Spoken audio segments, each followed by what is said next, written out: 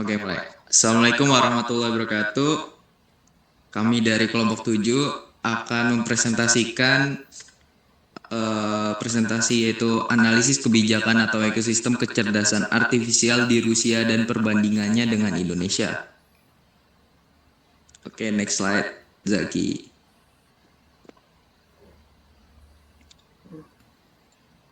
Oke, kelompok 7 ini adalah daftar anggotanya dengan saya sendiri, Loswarginitis Hamengku Bintang, dan rekan saya Nisha Dea, Zaki Maula, Zaki Hamdani, dan Rico Samuel Martin. Oke, latar belakangnya yaitu kecerdasan artifisial saat ini menjadi salah satu pilar utama transformasi digital di berbagai sektor kehidupan. Negara maju berlomba-lomba menyusun dan melaksanakan strategi nasional dalam pengembangan AI untuk meningkatkan produktivitas, inovasi, serta efektivitas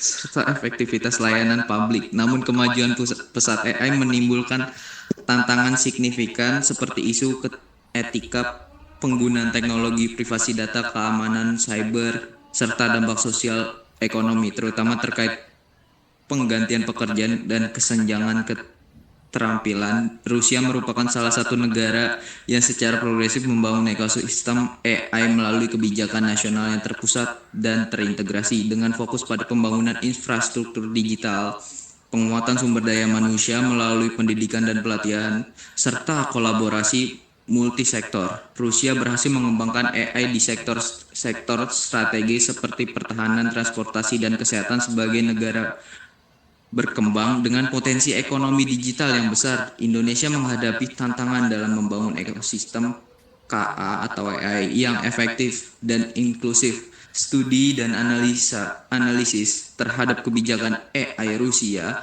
yang penting untuk memberikan gambaran model pengelolaan dan strategi yang berhasil yang kemudian dapat diadaptasi sesuai dengan konteks sosial, politik, dan kapasitas nasional Indonesia.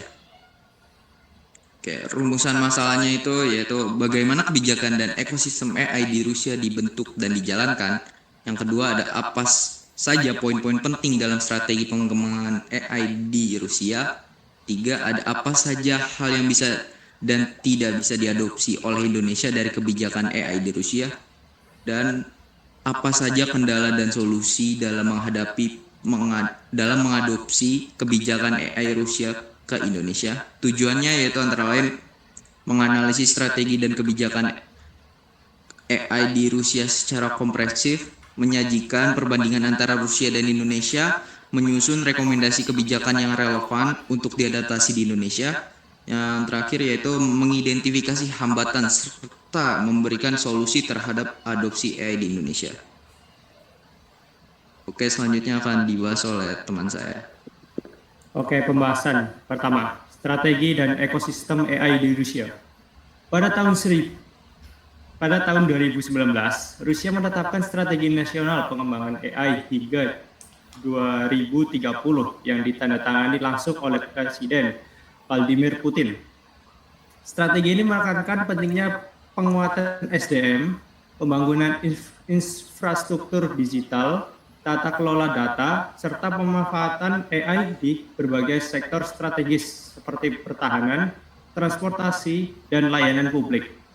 Universitas ternama seperti MIT dan ITMO dilibatkan untuk menyediakan jurusan khusus AI dan program sertifikasi nasional. Selain itu, Rusia membangun pusat data dan sistem komputasi canggih demi mewujudkan kedaulatan teknologi berbasis data domestik. Kolaborasi antara pemerintah, perusahaan besar seperti Yandex dan Sberbank, serta institusi riset menjadi fondasi ekosistem AI mereka.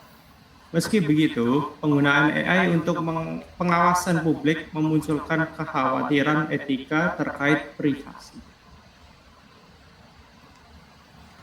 Pembahasan kedua, perbandingan dengan Indonesia. Sementara itu, Indonesia masih dalam tahap awal pengembangan kebijakan AI. Meski BRIN dan Kementerian Kominfo telah menyusun kerangka strategi belum ada regulasi bersifat nasional dan meningkat seperti di Rusia. Infrastruktur digital di Indonesia masih timpang, terutama di luar Pulau Jawa. Pengembangan SDM terus diupayakan melalui program seperti Kampus Merdeka, namun skalanya belum sebanding dengan Rusia. Meski tertinggal dalam aspek teknis, Indonesia memiliki keunggulan dalam pendekatan yang lebih demokratis dan inklusif. Dengan fokus pada pengembangan ekonomi digital dan pelayanan publik, bukan militerisasi atau pengawasan. Selanjutnya akan dibacakan oleh Dea.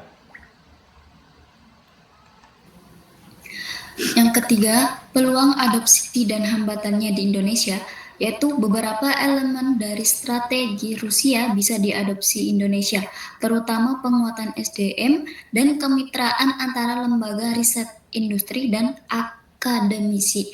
Namun, pendekatan yang terlalu terpusat seperti di Rusia sulit diterapkan karena sistem pemerintahan Indonesia yang desentralistik, keterbatasan anggaran, regulasi yang belum matang, serta kurangnya talenta AI menjadi hambatan utama.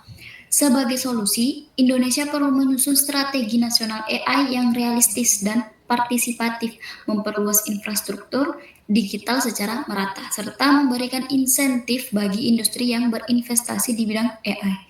Selanjutnya. Yang terakhir yaitu kesimpulan. Berdasarkan analisis, terdapat kebijakan dan ekosistem kecerdasan artifisial di Rusia. Dapat disimpulkan bahwa Rusia merupakan salah satu negara yang memiliki pendekatan strategis, terpusat, dan ambisius dalam mengembangkan AI sebagai pilar utama pembangunan nasional. Melalui kebijakan nasional, strategi for the development of artificial intelligence until 2030, Rusia menunjukkan keseriusan dalam membangun infrastruktur digital, meningkatkan kepastian sumber daya manusia, serta mendorong kolaborasi lintas sektor untuk mempercepat adopsi teknologi AI di berbagai bidang kehidupan.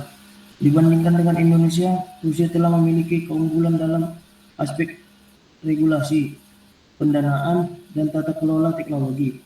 Namun demikian, pendekatan otoriter dan militaritik yang diterapkan Rusia tidak sepenuhnya sesuai untuk diadopsi di Indonesia.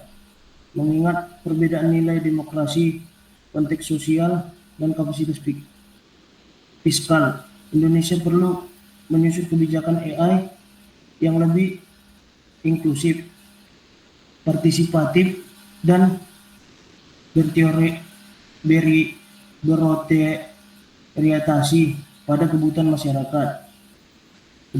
masyarakat sipil, serta penguat ekonomi digital. Meskipun demikian, Indonesia telah memiliki peluang besar untuk mengembangkan AI secara strategis.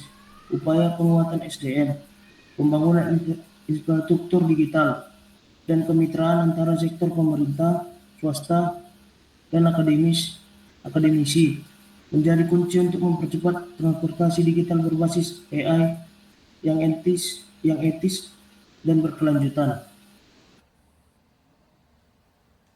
Oke, sekian presentasi dari kelompok kami. Bila ada salah kata mohon dimaafkan. Wassalamualaikum warahmatullahi wabarakatuh.